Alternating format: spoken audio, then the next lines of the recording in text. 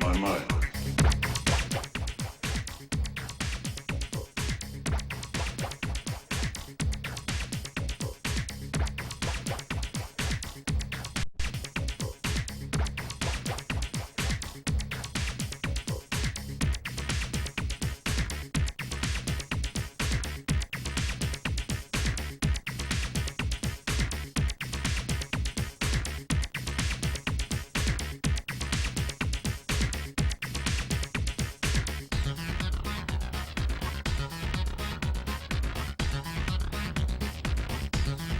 I mean, it's a fun room. It's, you feel like you're in this sort of auditorium and you have all these students sort of watching and you feel more involved, I think, as a teacher. So I like the feel of the room. Even if it doesn't shave every day, it just makes me feel cozy. Although if I stick my house and leave the shoes on. Thanks for us. Right at this moment, he's flying over San Francisco. They're all going wild. If there was an earthquake there, nobody would hear it. If it wins, this congenital fluid touches down. Essentially, I just got funds to re-engineer the class so that we were using electronic communications rather than paper printouts as the primary means of distributing their class members' writing back to the class. One other advantage of using email, and my colleagues have reported this as well, since students are not preparing things for the teacher directly, since they don't have to have that face-to-face contact when they hand in paper, they sometimes are much more free, much more frank in their opinions. There's a kind of appropriate distance built in between student and teacher that lets them be more candid in their responses to things.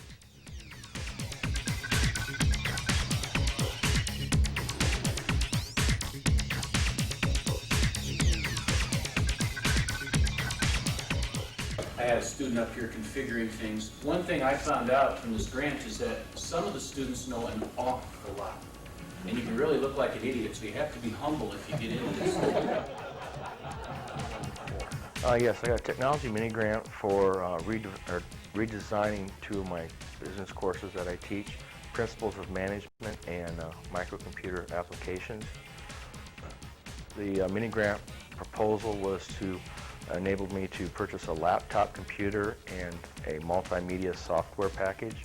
Before, I would use simply the overhead projector and had color transparencies made up and would put them on the overhead projector, and then I would show them to the class. Well, what was different this time, the laptop computer enabled me to take it into the classroom and a sharp projector, which the school has, and project the PowerPoint presentations on the screen.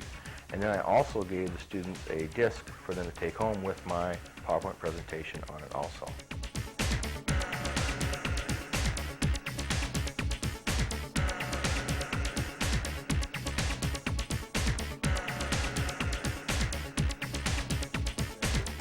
Okay, now we've got our message written.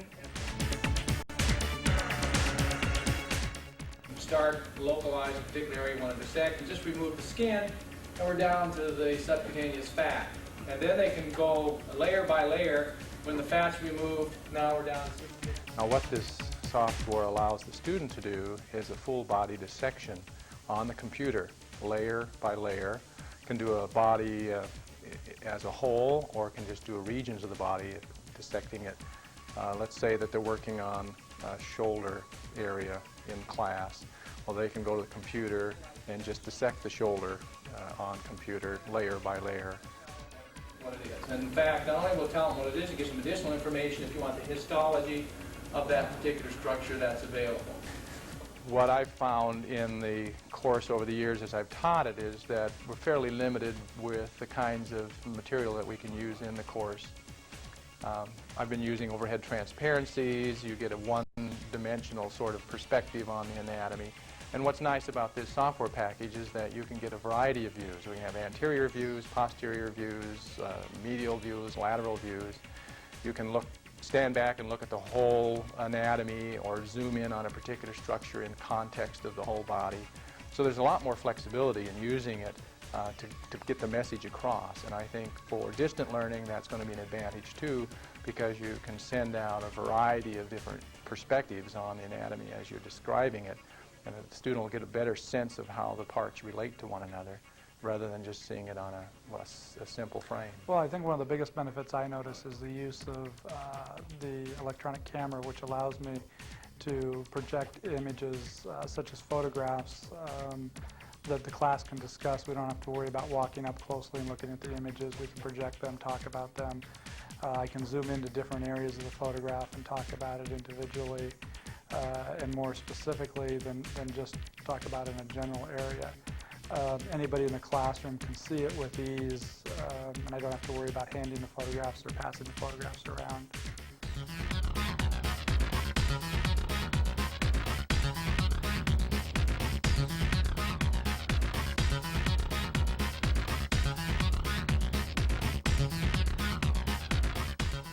I think with PowerPoint you have to be careful about putting up too much information on an individual slide, which makes the text too small and makes it hard to read. I think they also need to be aware about that it's easier if you project light colors on a dark background. It's easier to read on an overhead projection system, which is kind of an opposite of just an overhead. I think also transitions that you build in between it can kind of make it a little bit more lively or a little bit more entertaining. You can throw in cartoons sometimes to make things a little bit more entertaining rather than just bombarding them with information. People have a tendency to bombard with information because of how powerful PowerPoint is, and I think that's something that needs to be kind of watched for.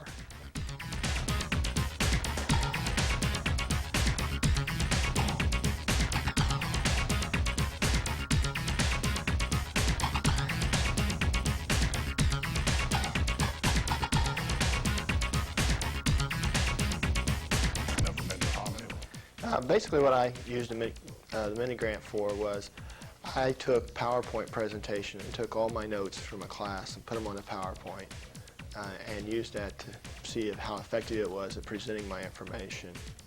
I also put my class notes then on our computer system here at the college where students would have access to it. They could view them but not download them. I didn't want them just printing out the notes. I wanted them to have access to it and they could copy them down, but they could not print them out. First of all, I learned the students really liked the use of the computer in the PowerPoint presentations. They liked the adding of color to it. They liked the ability to have a variety of graphs and things like that.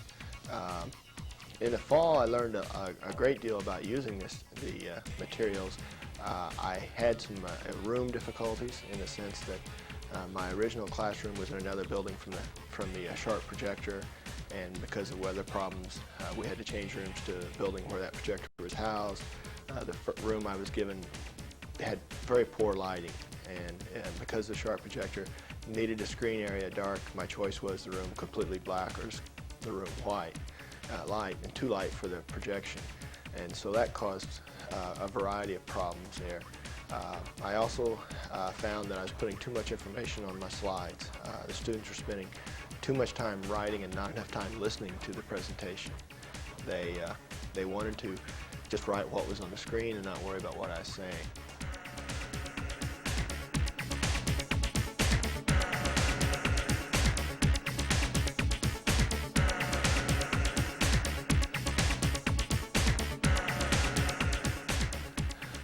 Then in summer school, because my class was quite small, I tried experimenting more, and the thing I did different this time was I actually printed out the slides for the students on paper, to where all they had to do was to look at the slide on the screen and compare it to the notes, and then they could write notes out beside it.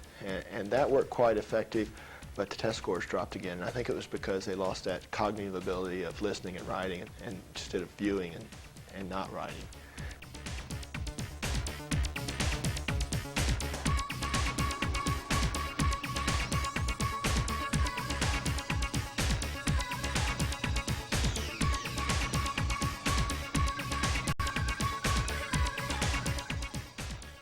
My technology mini grant deals with content area reading. I am in the education department at Briarcliff, And we are finding that our teachers in elementary and secondary areas need to have more access and information to CDs, different programs on computers that deal in their field or in the educational area. Before, technology had been somewhat limited in this class. They had done demonstrations using different media areas such as videos or overhead projectors.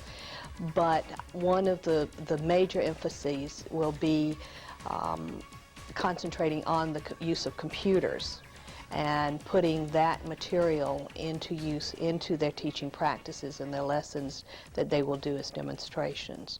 And that's the major difference that's occurring in this particular class. The other is the format that I'm using. Instead of running off syllabi for the students, instead of having everything handwritten or put on paper format, I'm asking that it be turned in on a diskette, and I will review the information on their diskettes. Receiving information, recently received information from my favorite providers. Absolutely. Absolutely. Do you want everything in these projectors though, so it's all the same, or? That would show good organization if you do it for one. So it was basically a trial to get it up and running just to make sure that we're going to be able to do what we wanted to do with the software. And we will be, and I'm pretty excited about that. Users of a system like that have to give credibility to the media. If they don't feel that one can learn by reading print off a screen or off a printout, then maybe the class won't be successful for them. However, if they do, as I do, give credibility to print, there's not really any reason why they couldn't learn almost as much as if they were having class every day. One thing I've noticed is that students feel more comfortable at taking notes, I think, because especially when you're using an overhead projection type system, when they look down at their notes, since there's individual lighting right overhead and they look their eyes back up to the projection system, their eyes don't have to adjust very much at all, so it's easier for them to look up and down. So they spend more time, I think, concentrating on taking notes. It's a little bit easier to read. They also like the comfort level of the classroom, being the chairs are comfortable, the desks are large enough to spread a couple things out at, so they can have a book open plus take notes and feel comfortable at doing it. Well, right now I'm where I wanted to be a year ago. It's like all education. The more I learn, the more I see potential, and the more I want to change.